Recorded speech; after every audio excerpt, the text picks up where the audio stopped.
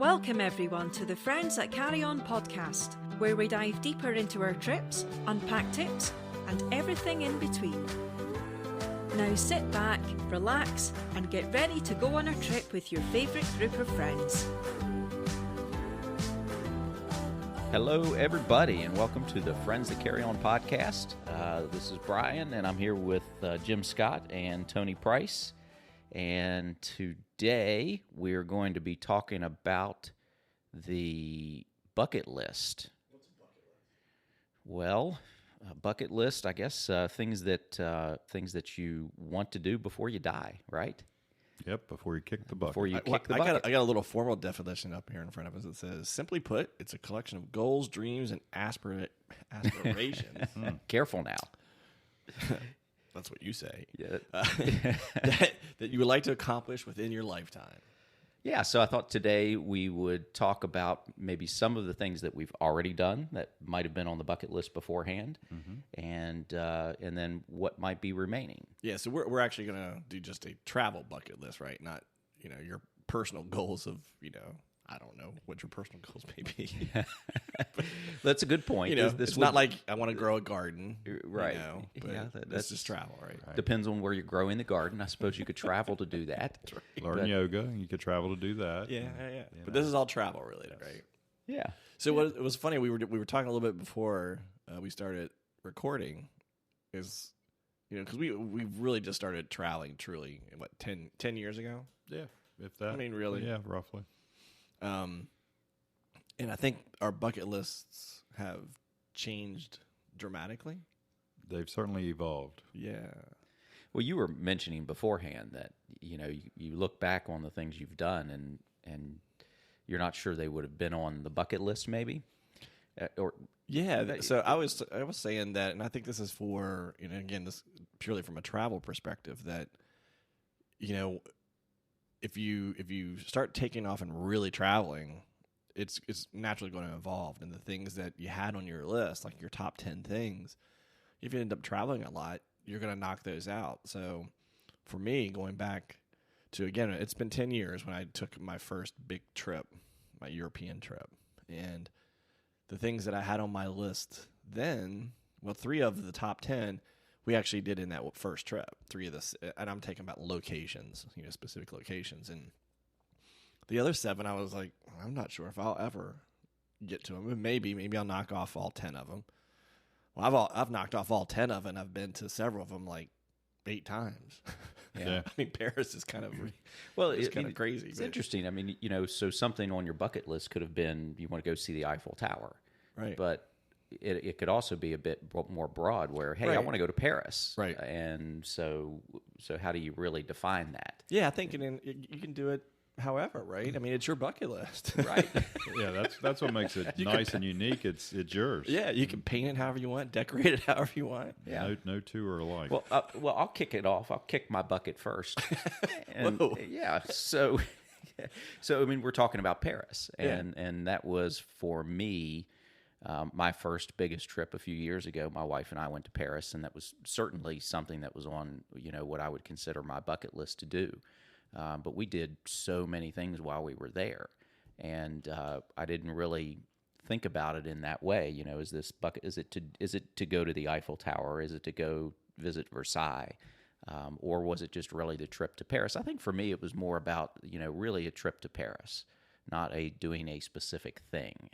And so, we did that, and boy, we hit the jackpot when we went. Mm-hmm. The weather, I think we were there for 7 or 8 days, and it was 70 degrees and sunny every single day. What time of year did you go? We went in October. Yeah, it's a great time. And we just hit the perfect conditions, and we had breakfast, lunch, and dinner outside every single day. It was just incredible. Well, I would say, except for when we visited Versailles, we had like a late brunch inside of Versailles at that little restaurant in there, which was excellent. Yeah. So you were saying just the trip to Paris as a whole was part of your bucket list, your kind of goal or dream to do. Right. Yeah, certainly one of the things that I think that always for sure wanted for to me do. that was just as well. I mean, I mean, you assumed, at least I assumed, I guess, when you go to Paris, there's those iconic things that you do want to see. I think Eiffel Tower is on everybody's.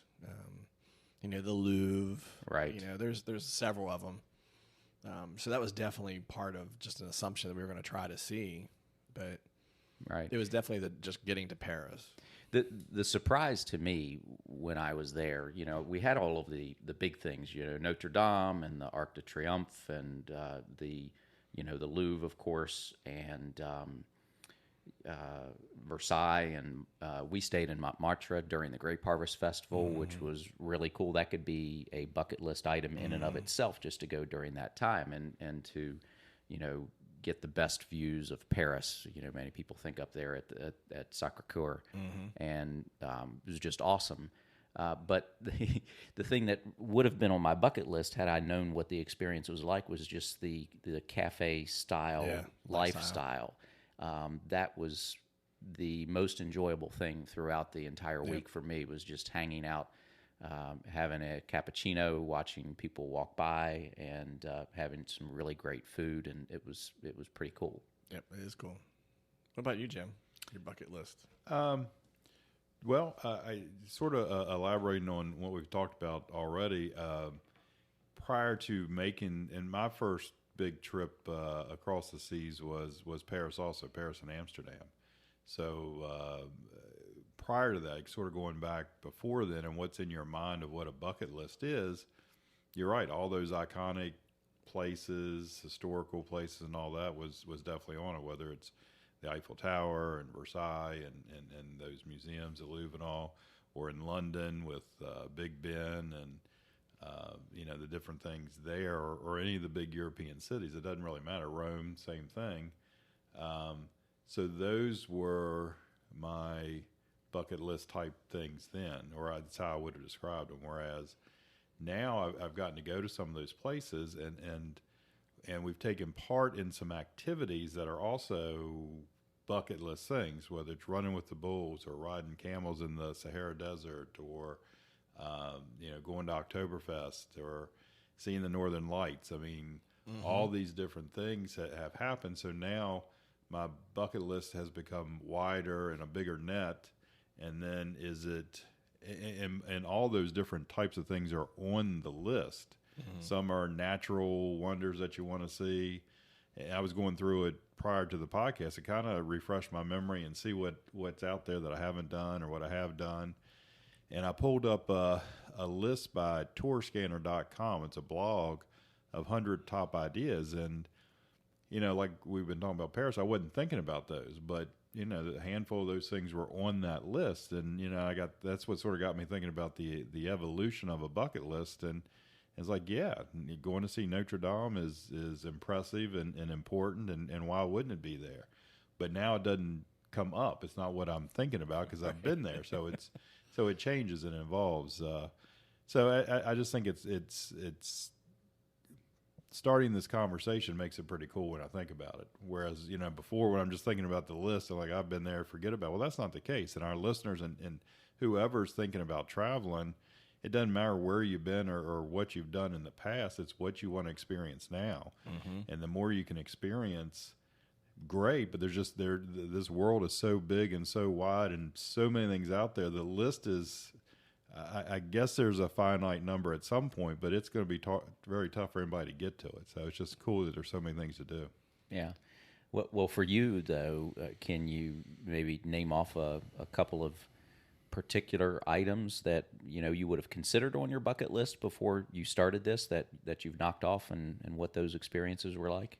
Oh, sure. I've got quite a few lists. I don't know if you just want me to get going and ramble on, or just take a couple and go round table a little bit. We don't have time for all of them, so we're putting the pressure on you here to come up with just a couple of maybe the major ones. Well, I mean, the stuff we said in Paris was there at one time, but one of the things as an offshoot of Paris was going to Normandy. That was a real big deal and more of a heartfelt type place that I wanted to go to, and had that very very powerful experience to go and enjoy that. So Normandy was one. for my 50th, I got to do a couple bucket list things. We went to Tromsø, Norway, which is 200 miles above the Arctic Circle, and we're fortunate that, I mean, we expected to see the Northern Lights, but you don't know. There's no guarantee they're going to happen. You can't just show up and, like going to the Eiffel Tower. At least you're going to see it if you get there.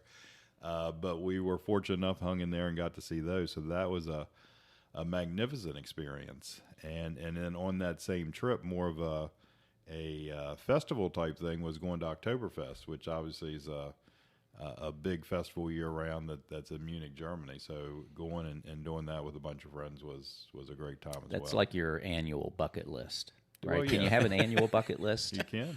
Absolutely. Sure. But you have to get there once before it can become annual. Right. or twice, right? Well, if it's or as once, many it's times just as a you one want. time. Well, that's true. But the second time, That's correct. you I could aspire to have a monthly one. a monthly bucket. A travel bucket list. Yeah, absolutely. Why not? All right. Well, how about you, Mr. Price? What? Yeah, it's funny. So just like Jim did, I was kind of looking at what other people could, perceive as a bucket list for travel, and there's several websites that are are posting them, and that's part of the thing that we're gonna do, right? We're gonna this episode we'll come up with what we think are top 3 things to do as far as bucket lists at the end of this. What's left in the bucket? Yeah, what's left in the bucket? But yeah, I mean, going through it, I was Or is it out of the bucket and you put it in the bucket once you've done it? How does it? I think it's out of the bucket, right? It's out of the bucket. Okay. But I was amazed at how many things we had done. I mean, truly. Notre Dame, the Eiffel Tower, the Louvre, just in Paris, Angkor Wat, just recently. Just absolutely amazing. Grand Canyon, seeing Big Ben in London, Venice. I mean, just being able to take a ride down the canals in Venice is just one of those things that's it's so iconic, and to have done that literally on our first trip was awesome. Sagrada Familia, seeing that cathedral was just awe-struck, The desert, like you said, riding camels in the desert, for gosh sakes. Versailles. Spend the night in the desert Yes, with a Berber tribe. yes. Yeah. All right. Add on to that. Oktoberfest, Mardi Gras. I mean, there's just so many things we've gotten to do. And we're talking mainly, obviously, foreign travel. I mean, Correct. there's so many things that are on people's bucket list that are in the States that we all kind of just take for granted. Right. Vegas, New York, New Orleans. I mean, Mount list Rushmore, list goes absolutely. on and on. And it's just kind of crazy, but that's just the things that just on the top of our head. I mean, it's crazy bucket list stuff. How about any of those that you've done? Because you guys have done quite a bit more than I have. I hope to catch up one day. But how about things that you would put on your bucket list now that you didn't realize when you went there the first time? It was just like, oh, this wasn't really something I thought I was going to do, but wow, what an experience! This really should be on somebody's. That we've done that people probably wouldn't have. Well, or just you personally, if something that you didn't really have or think that might have been a bucket list item, but you ended up doing it, and it's like, wow, that was surprisingly. For me, one of the big things, but you're starting to see it, I would say, more over the last 5 years, getting on these lists of places to see, was Dubrovnik in Croatia. I mean, that's, it really wasn't on a list a decade ago. I mean, it was really few and far between that people would talk about it. But lately, it's really gotten, you see it on a lot of lists now. All right. So if it hadn't been on your list, or it was just quirky why it was on my list. I mean, it really was. It was just one of those weird things that I saw pictures of it and wondered where the hell that was, right? I mean, because if you see the pictures of it now, it's more recognizable, especially Game of Thrones. I mean, everybody recognizes, they don't know still maybe that it's Dubrovnik, but they'll recognize it when they see it. But I don't know, I think it's also an era that I grew up with the whole war and the things that went on there, and just that kind of thing just was one of those things that drew me to it. But I really wanted to go, and I got to go. So I think it really should be on everybody's list. Yeah. Right. How about you, Jim? Any that really took you by surprise when you went that you didn't think? Yeah, well, yeah, that I would, I guess, in going further on that I would want to go back to. I mean, I didn't necessarily. It was part of the trip. It was great, and now it's like, oh yeah, I need to go back there. So there's a couple. Well, let me add on a couple that we went to, and then stuff like that. This first one wasn't necessarily on the bucket list, but we ended up doing it, and that was being in Bangkok for New Year's Eve. So that was pretty cool. That was a neat experience, and one I won't forget. When we went to Greece, we did go to the Acropolis and see the Parthenon, which is definitely was a big bucket list thing, and I'm very grateful I went there. But then we went to some of the Greek Isles, and Santorini was just fantastic. And I would make sure, suggest to anybody, if you're going to go someplace in that area of the world, that you check it out, because I mean it's just beautiful and just was fantastic all the way around. And then also and this was a day trip, a side trip, a trip that wasn't even really in the schedule other than to get a break from what we were doing, which was running with the bulls.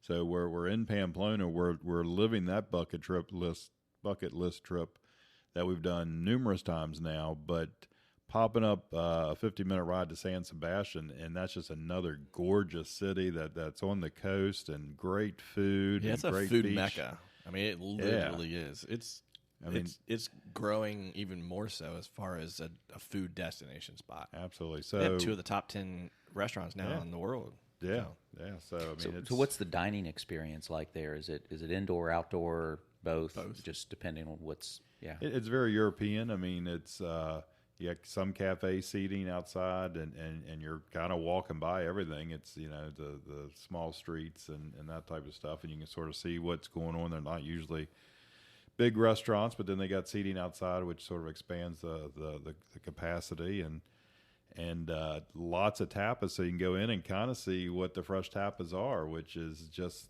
it's very enticing. So I want to eat here, then you go next door, it's like, holy crap, there's another place. That was like you with the street food in Vietnam. Oh my God, in Bangkok, it was in just Bangkok, ridiculous. you had to try everything. Yes. Isn't that what you were talking about? Yeah, like 6 meals a day.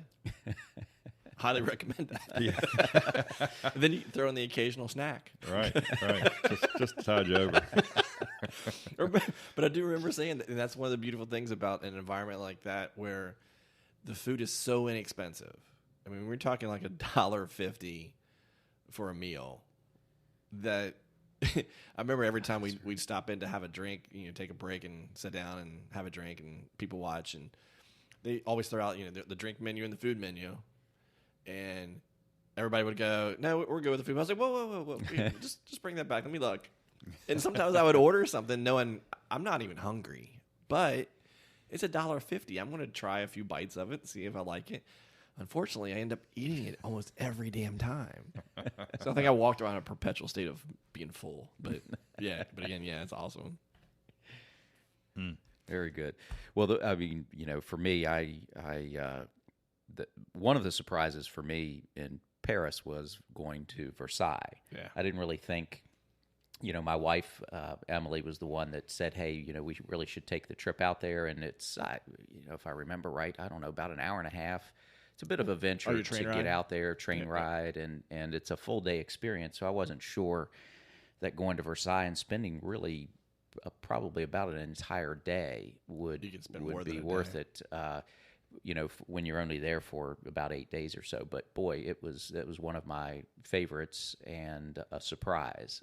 Just walking the grounds, going all the way back into the Farmat area, and it was just it was, of course, being a great day. It was great to be outside walking around too. The weather was really good, as I had mentioned. And the other one for me that I thought I would never ever do and did, and really glad I did, was the JFK 50 miler with my son. So that was something that was a big surprise, and I would have never done it had he not been pushing me. So I would have never put something like that on the bucket list. I would have never done it had I not had a 18-year-old son that likes to run.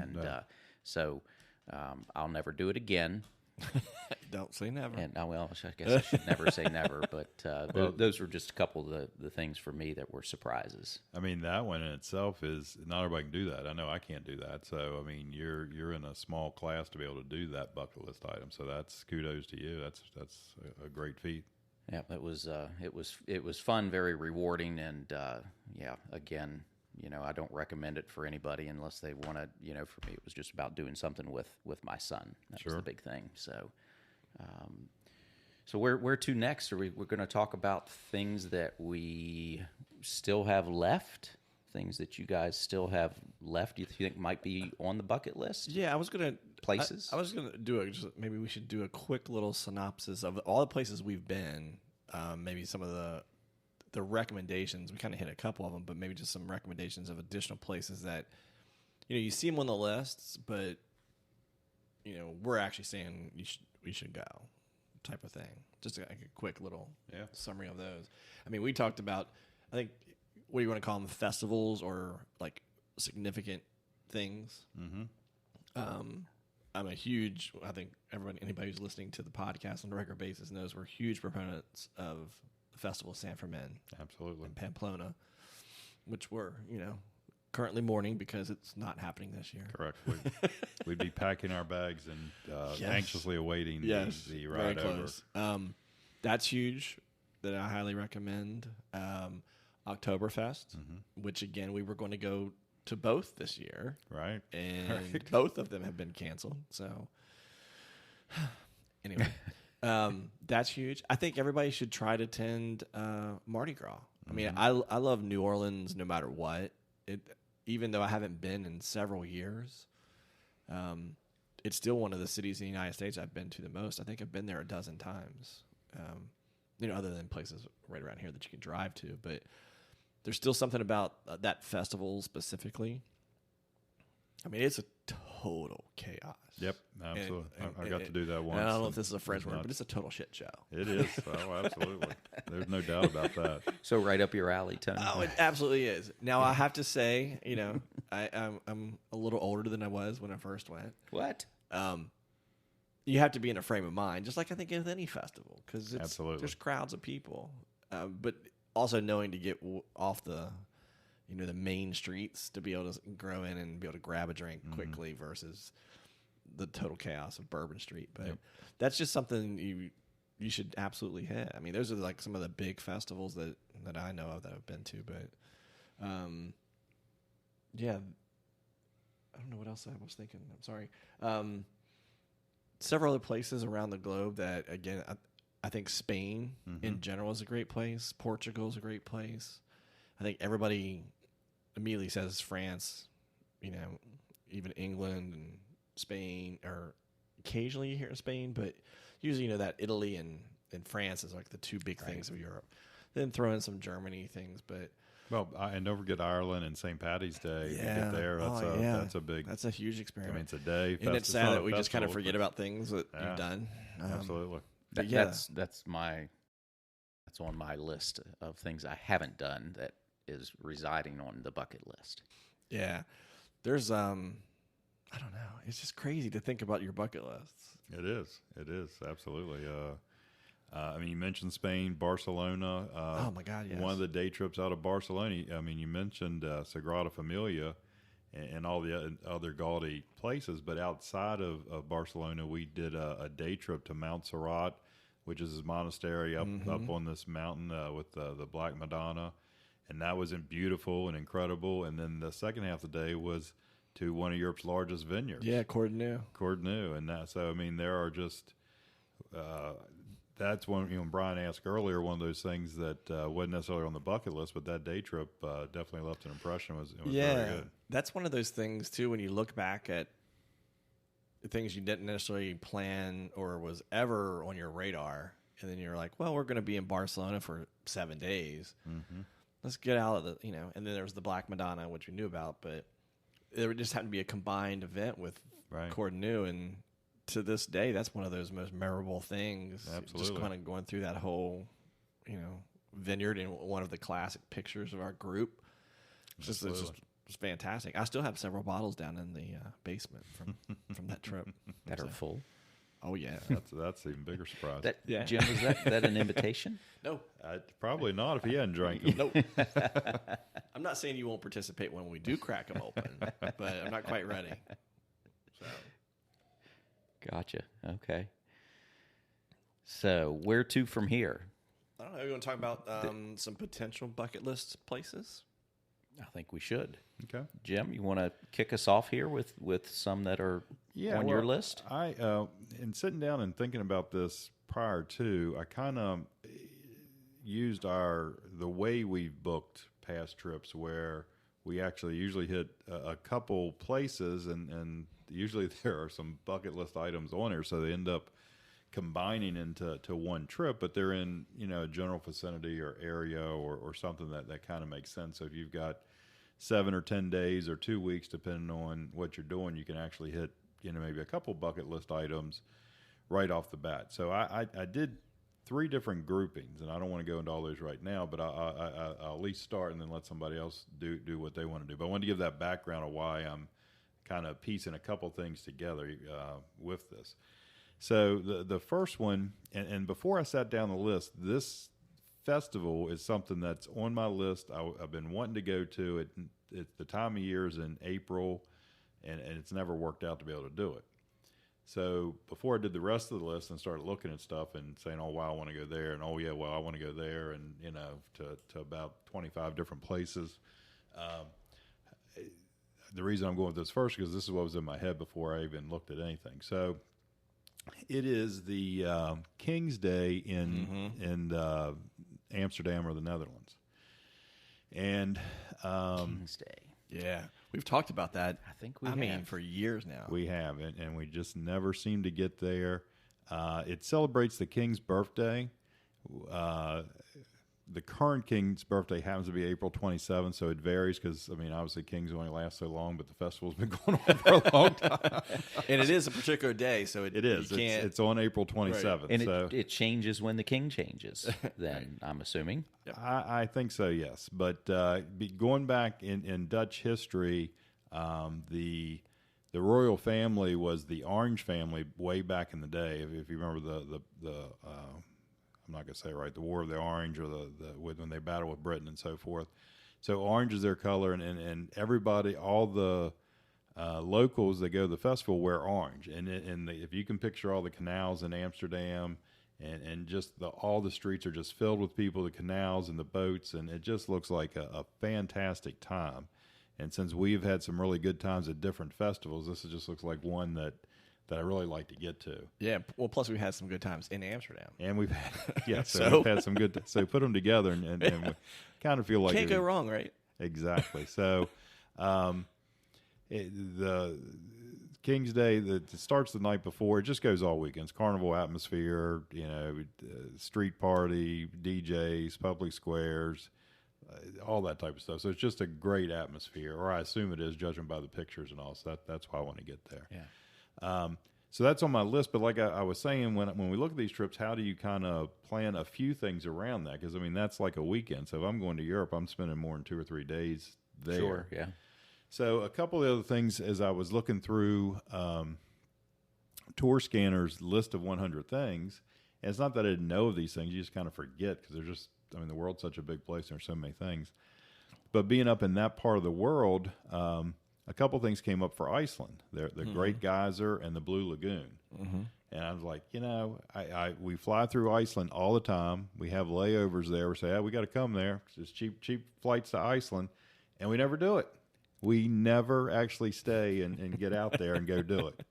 So if I were to do this trip, I would wrap it with the King's Day in April, which, Iceland obviously is going to be cold, but it would be very temperate at that time. And the Blue Lagoon's a heated, beautiful lagoon that you can get in, or it's heated meaning it's warm springs, and just beautiful. So it's the thermal waters right outside of Reykjavik, very popular. And then Iceland itself, which isn't a big country, has all kinds of things to do. But the Great Geyser's one of them.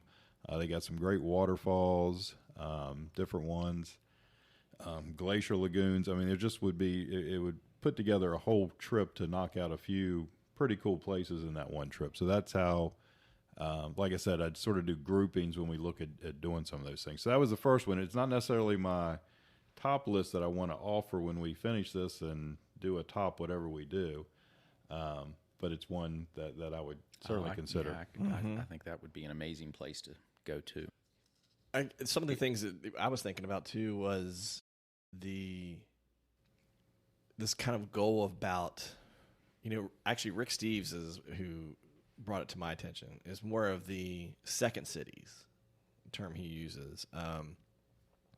So when you think France, you think Paris, right? Italy, you think Rome, that type of thing.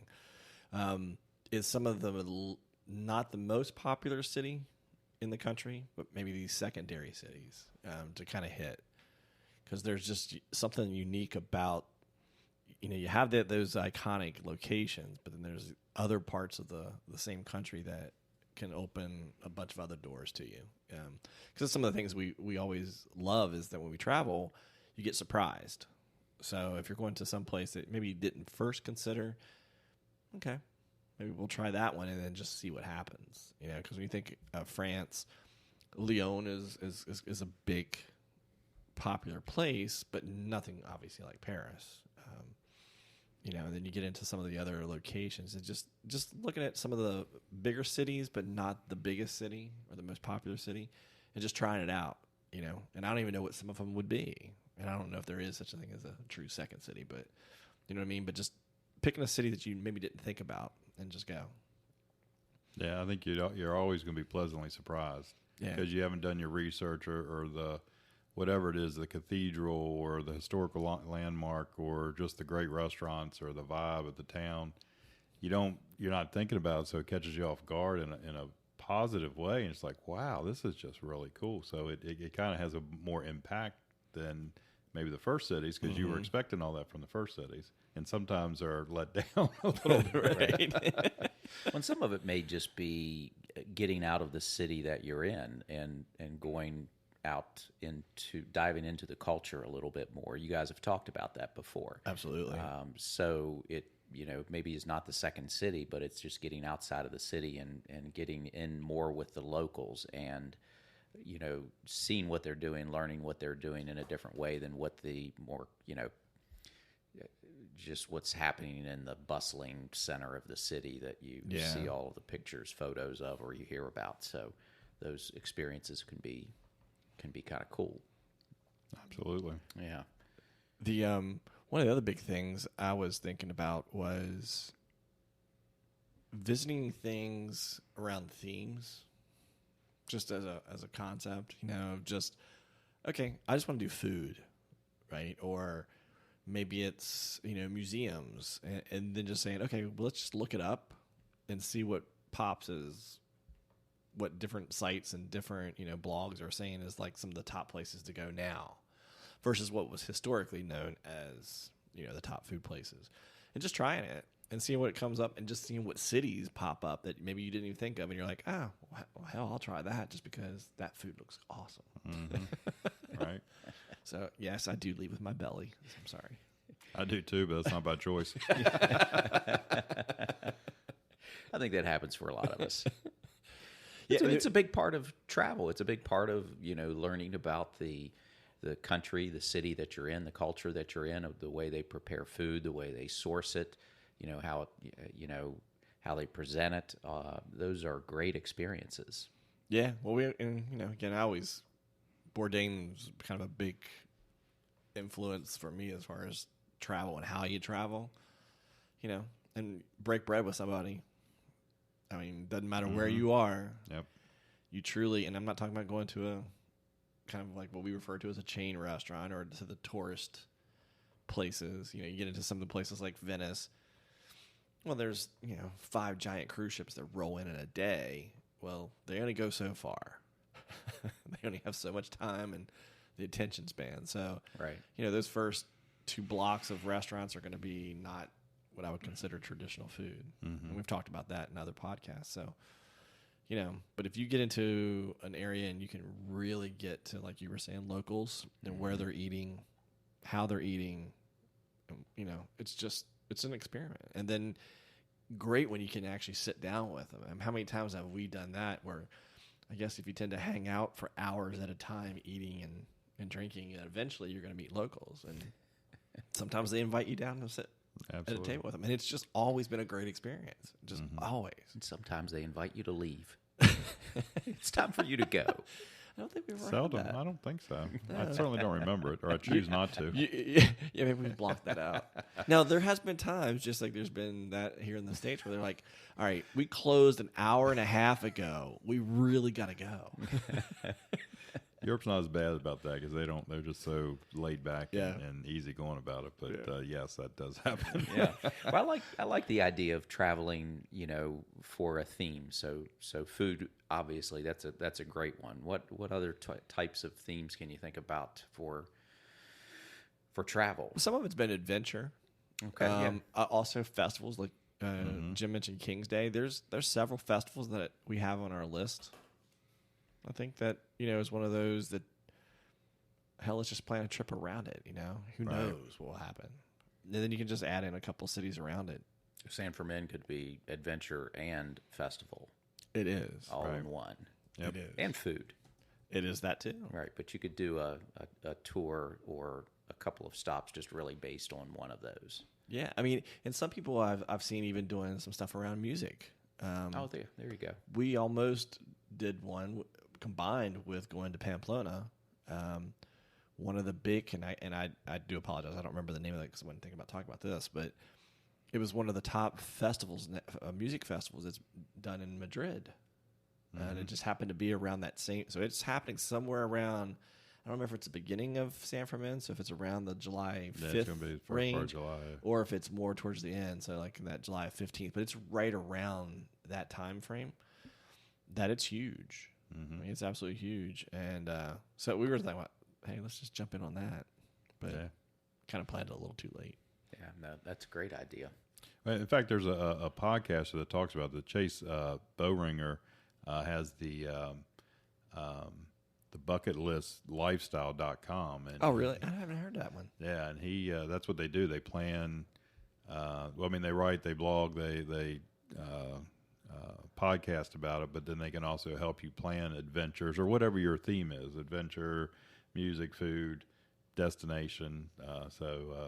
Goes into a lot of detail, but is almost specifically to a bucket list lifestyle. So it's pretty cool. Yeah, I'll have to I check think that one some out. would But- say we have a bucket list. I lifestyle. think that's would be accurate. But again, we always say anybody can do it. Oh my goodness, Truly yes. can. You just have Absolutely. to decide to take that first step and do it. Yep, And it does become addictive. that's the thing. It is. Well, for me, I had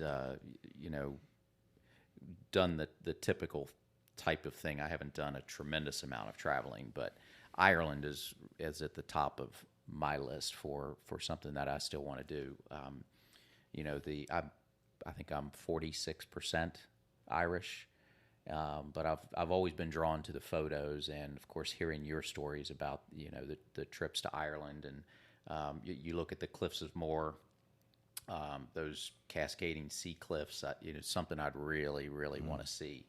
But kissing the Blarney Stone and It gave me the gift of gab. the gift of gab, and I think you might have had that you know. before. It may have accentuated it. But just traveling around, and I'm an avid golfer, so I would love to hit some of the links in Ireland and give those a try. So that's certainly on the list, and I'm also, I think somewhat of an adventurist. So the draw to doing, and I've talked about this before, of course, the Everest Base Camp trek, and I've looked into some of those trips and the way that those are planned. There's a 19-day Everest trip, starting in Kathmandu, and you go through all the different villages, and you stay at, I think 4 different hotels and about 14 or 15 different cabins along the way. And so that sort of a trip is really appealing to me. Oh, sure, that would be quite the adventure. Yeah, so I think I would consider that on my bucket list, something I'd like to do before I can't do it anymore. Right. And that's You can always do probably- it. I just may not come back. Exactly.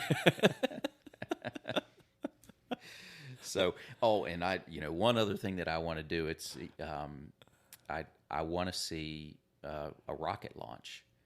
I want to go watch NASA or SpaceX or somebody launch something into space. Me and the family sat down and watched the most recent SpaceX launching the 2 astronauts. First time the U.S. has done it in over 10 years.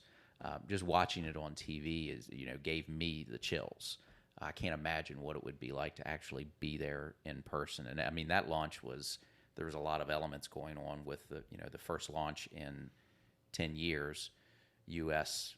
astronauts going to the space station, but also being able to see like you never could before the cameras that they have for the first stage breaking away, the second stage breaking away, and the first stage actually landing on a platform in the ocean. That just what an incredible feat, and that to me would be an exciting thing to do. That's definitely on a bucket list for me. Yeah, that'd be great. Yeah. I have a ton of things, I guess, still on my bucket list. Oh yeah, me too. Tell us about a couple. Well, What's next? I mean, if you could do anything without any, no coronavirus, nothing held back, what would be the next thing you'd do? oh my God. Well, I don't think like that because there is coronavirus. I don't have an endless amount of cash. So, I don't know. But I mean, there's so many festivals still I want to see. I want to do Carnival in Rio.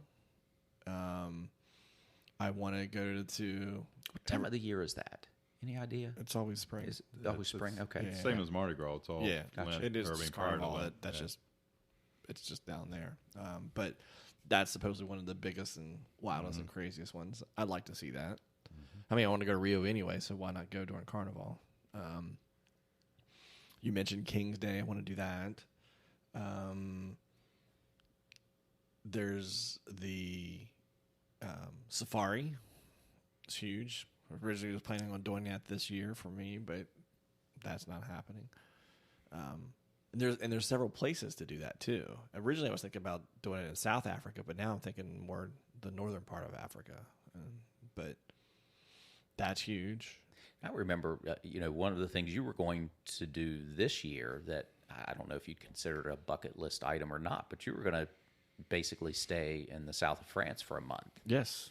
And the research that you and the family did on going there and being able to stay in the south of France for a month, and the costs associated with were really affordable compared to what you might think. Oh my gosh, yes. And so maybe not a bucket list item, but maybe, I don't know, spending a month.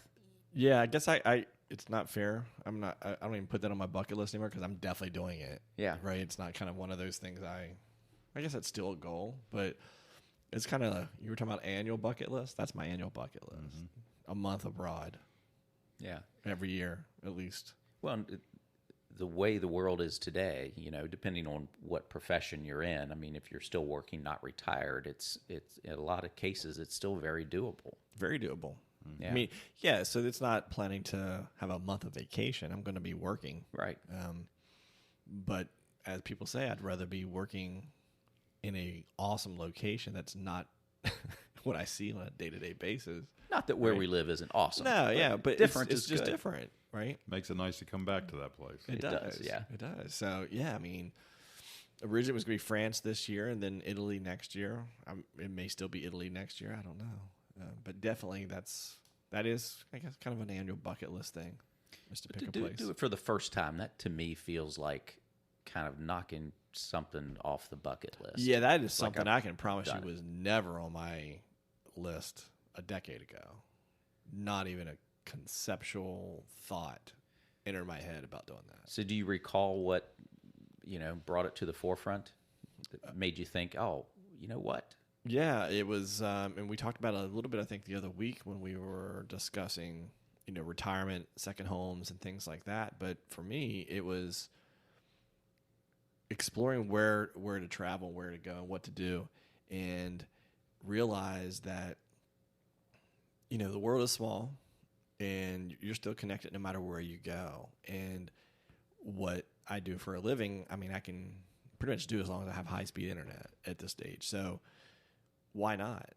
Right. When you start looking at renting, especially how we travel, where we stay in apartments most of the time, we'll do hotels, but we like to get more of an intimate feel, and also be able to have, if you're going to be there for several days, it's nice to have a little bit more room and, that type of thing. And when you start looking at the prices and you realize, well, a week, not too much different than, or it's a lot less expensive than doing like a day or two. Well, then 2 weeks is not double, and 4 weeks is definitely not 4 times. Right.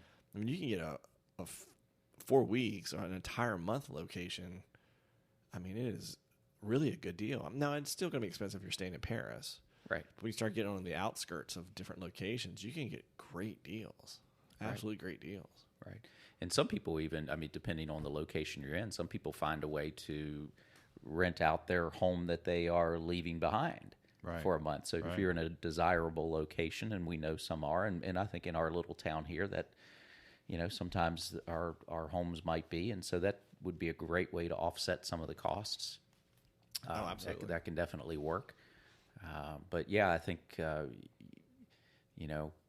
my mindset probably 15 years ago, 10 years ago would have been, well, that doesn't seem reasonable. It would be cost prohibitive. And you don't really think about what Tony was just mentioning there, that, well, if you start expanding the time frame that you're going to be there, and you do a little bit of searching, and you don't have to be right in the heart of the city, it can be very affordable. Yeah, I like the concept when you think about that we're going to be. Well, my goal is to travel a lot and visit a lot of places, and again, it's for the whole experience of meeting new people, learning new cultures, trying new food, and just seeing how different people in the world live. It's much easier to do if you're trying to explore the central part of Italy, for example, is to move there for a month. Well, then I can, if you're living in Washington, D.C., well, it's not a big deal to drive to Arlington, Virginia, right? Not a big deal. But if you're living in Rome and you're going to fly to D.C., and then fly back, and then you can fly back to go to Arlington, well, that's difficult. That's more expensive. It's more laborious, But if I'm living in Italy for a month, well, I can see a whole bunch of stuff in a month. Absolutely. That's literally a day trip, versus a week.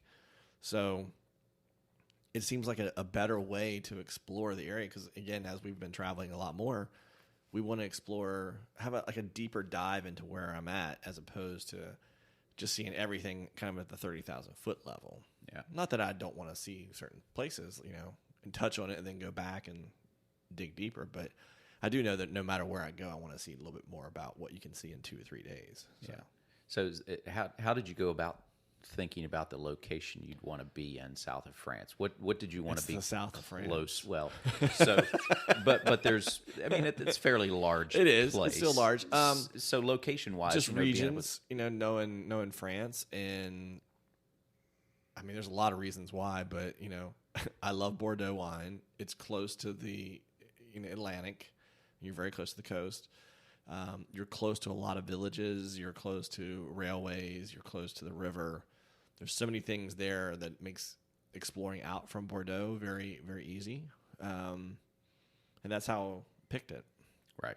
But it wasn't just that. It was also to start searching for what's available for a house for a month. And that's kind of ended up how I narrowed it down to that location. But, it all depends, right? If you have tons of money, you don't really care, and you're like, well, I'll just book wherever I want to go, whenever I want to go. Right. But that certainly sounds like a bucket list type of item to me to do. And if you do it annually, then great. That's an annual that's definitely what I want to do. Yeah, no reason not. doubt. And I sort of feel the same way. I wasn't thinking of it kind of like, I guess you or Brian was saying, as a bucket list, but it is.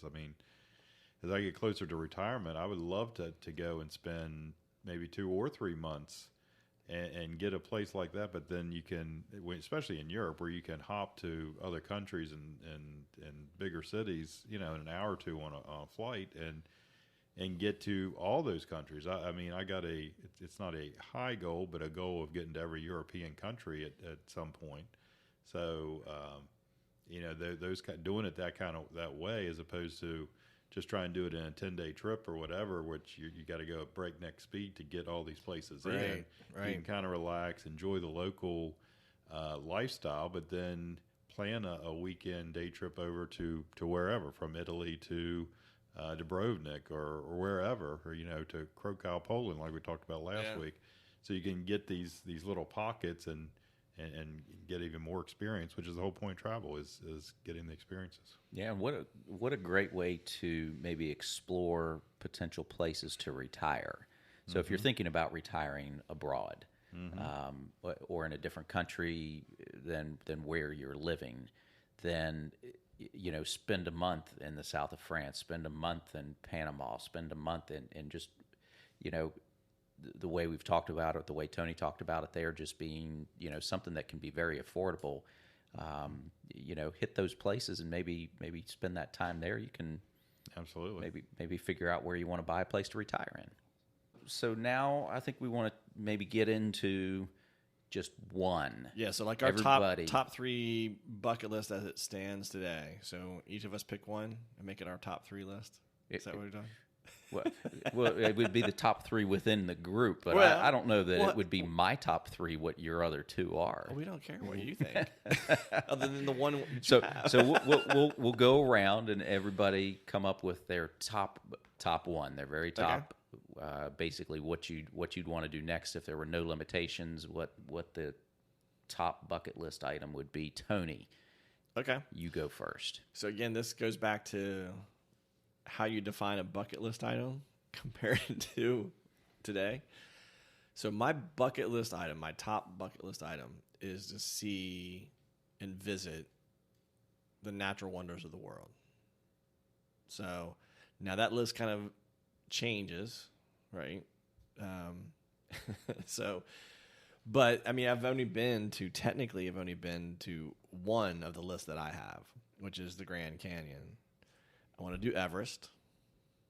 I want to hit Rio. I'd like to do it during Carnival. The Great Barrier Reef. Love to do that. Jim's got to do the Northern Lights. I wasn't on that part of the trip. Victoria Falls, which seems to make sense to knock out when you go do a safari. And then I can't ever pronounce it correctly, but it's the volcano in Mexico. So that's kind of, I guess, my top bucket list. So I guess that's cheating because I'm picking like a bunch of things to do. But that really is a bucket list. Is like, I'd like to see kind of the natural wonders of the world. And there's new ones that have popped up, but those are all really cool too, that we've talked about. But yeah, that's kind of really like my goal now is to kind of do that. And because I know what's going to happen is whenever I plan something like that, there's going to be a bunch of little side things that happen because of it. Like, when you go down to Mexico, I'll probably do a couple other things. If I go to see the Great Barrier Reef, well, that's a whole other trip in itself. So, and in all of the ones you've mentioned, you haven't done any of those yet. Other than the Grand Canyon. Yeah. I mean, I haven't been to any of those. Victoria Falls has always been on my list. Yeah. I mean, it really has always been on my list. But then I was like, again, I hate to sound kind of crazy, but, when you've traveled a decent amount, now you're like, I need to kind of like have something that inspires me. And the natural wonders of the world seems pretty cool. And they're great locations too, so that doesn't suck. Right.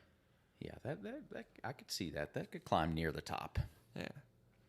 For me. So how about you there, Jim? Okay. Well, I've definitely got a list. So it's going to be a handful of items, but I've sort of separated them to areas that they are in. I haven't been to South America for some reason. So I've been looking at that, and there's a number of places within South America that are pretty incredible. I mean, the one that usually comes to everybody's mind is Machu Picchu in Peru. So I definitely want to get there. My dad's been there. A few other people I know have been there. But then down, technically off the coast of Chile's Easter Island. Yeah. Terry Hall and Jim Reed have been there, and I definitely want to make that journey there. Coming back up a little bit, Lake Titicaca. If you're going to go to Machu Picchu, it's not that far away, though. It border. It's on the border of Peru and Bolivia, and it's the largest lake in South America. There's a lot of, and that's where the Incas are said to have started, or their part of their civilization began. If you're in Bolivia, they have some incredible salt fields.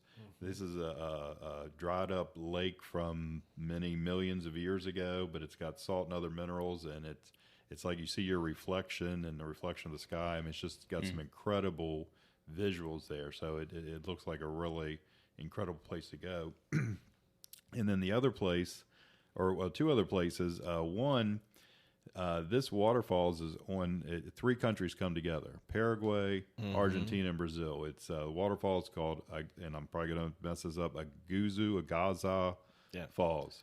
And it's the largest waterfalls in the world. It's almost 2 miles wide. Several movies of there. It's just incredible, the different layers of the waterfall. I mean, it's just a beautiful, beautiful sight. And not to jump in on you, but we actually know somebody who's been and stayed there. So whenever you're ready, nice, introduce you. They've told me some great stories. It's on our list too. Going down. So that'd be pretty incredible. And then of course the Guadalajara. Easy for you to say. Come on, Jim. Guadalupe's Islands, Darwin's Islands, Galapagos. There you go. There we go. I knew I had a D in there, and I shouldn't have, but I couldn't stop saying it. Anyhow, and that's just a fantastic journey to go to those islands and see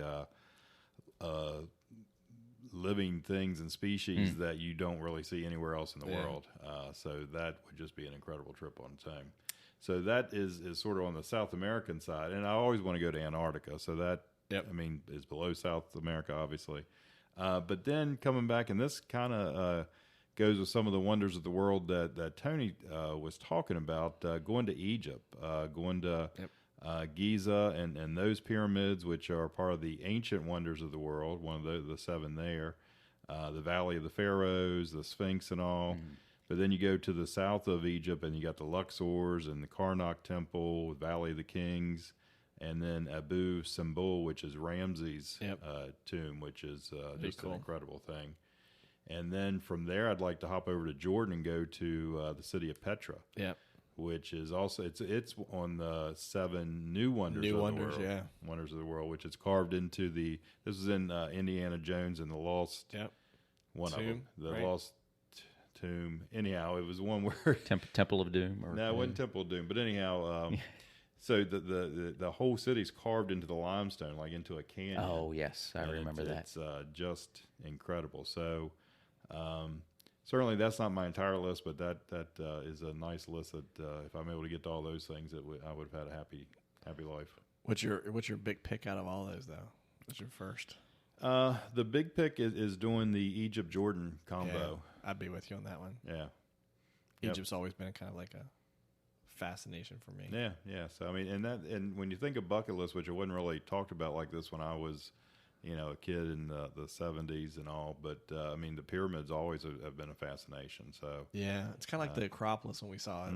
I think that's the kind of same feeling when you see the pyramids, and that's just gotta be wild. Yeah. So that would be the top one. Absolutely. Yeah. All right, Mr. Romine, what do you got? Well, I'll break mine up into maybe two different categories. One is just very selfishly, what is it that would be my ultimate bucket list that is probably unreasonable and unlikely to ever happen, but I want to go into space. I think I've said that before. Oh yeah, for sure. So if I can find a way to do that for me. None of my family's going to go, by the way. I've talked with them about it, and my youngest told me the other day, he was like, "No, I don't think so, Dad." He's like, on your own? I'd love to work for NASA maybe and work in the science and space industry, but be a space monkey. I don't think I want to go. Well, like I could be. I'd probably be about as worthwhile as a monkey going into space as far as what my skills would be to perform experiments, but I think just I think you think highly of yourself. I didn't realize this was going to be a beat up Brian episode,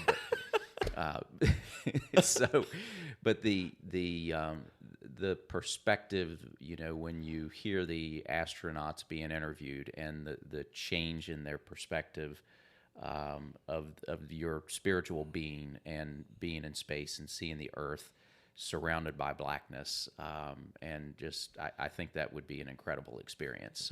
So for me, yeah, will I ever afford it? I don't know. Maybe I can afford one of those balloon trips they're talking about to the edge of space where you can see the curvature of the Earth. There's talk of those coming online within the next couple of years, and those might be in the $10,000 range. So maybe at some point, maybe at some point. How about something from actually that's doable? This year. Oh, this year. Next year. Yeah, next year. Yeah. So coming back down to earth, haha. I think I mentioned it earlier. I think Ireland would be the place I'd want to go. I think it would be a great trip for me and my family. Kind of explore our roots, see some of those incredible visuals as Jim was talking about. Probably, take the golf clubs and do try the to play, do the whole tour of Ireland and all of that experience. I think Yeah, that's actually one of our be, top downloaded episodes. It well, is, yeah. Everything we talk about Ireland seems to be highly downloaded, so that's definitely a popular place. That'll be my first next step. And okay. Yeah. So I guess our three are Ireland, Egypt, and Seven Wonders of the World. There we go. Outer space. What do you think? There we go. Can't throw outer space into this one because you can't go there. Not outer, just You can't even go this year. You can't go next year. But it'll be on the list with an asterisk. Don't say can't. Don't challenge me. How you gonna go? You gonna throw it into a space dumpster or something? Off the stowaway. Well, cool. Yeah, very good. I like it. Yeah, awesome. All right, so now we have goals, We have goals. We have trips we need to take and start booking and now we just need to wait for this silly little virus to go away. Quit bugging us. literally it's Darn bugging it. us. Yeah. But we'll get there. We will. We will get there. We well, will. again, everybody can check us out, friendsthatcarryon.com, all the social media channels at Friends That Carry On. And make sure, again, check in because we're having the new fan page is going to come up so you can win. You basically have, out of every 500 fans, right? Right. Y'all explain this, make sure I got it right. Out of every 500 fans, you have a chance to win a trip. The next 500 fans that sign The next up 500 fans that have a sign up. chance to win a trip, and then once you become friends with benefits, Oh boy. Oh, that's awesome. I like that. then we will be giving. We plan on giving away trips quarterly, so you'll have a chance for trips on an ongoing basis. So go to the website, subscribe. You'll get the podcast every time they get published, which is on a weekly basis. We have travel expert segments now that are coming out with travel deals and the latest info on how to travel, so you'll get access to those. And lots of other tips and discounts and offers and so forth. Yeah, so as a fan, check though, so you can subscribe to the website, but also as a fan, the fan package, you're getting a T-shirt, probably a couple other little things, but it's the inside things that you also get that come along with it, plus the chance of winning a trip every quarter, Right. some inside travel tips, and also some bonus of some of our travel buddies that when you book a trip someplace, they can probably hook you up with a couple things that you'll get as there'll be some codes that if you book a travel or a trip with them, that there'll be some benefits to that too. So definitely keep an eye out for that. So cool. Yeah, very good. Well, that was the Friends That Carry On podcast for today. Thanks, everybody, for joining us, and we will talk to you next time. Adios. Thank you. Be sure to join the Friends next week for another great discussion. Don't forget to subscribe if you haven't already. You can also find the Friends and other content at www.friendsthatcarryon.com or check us out on Twitter, Instagram and Facebook by searching Friends That Carry On. Thanks again for joining us, and don't forget to carry on, friends.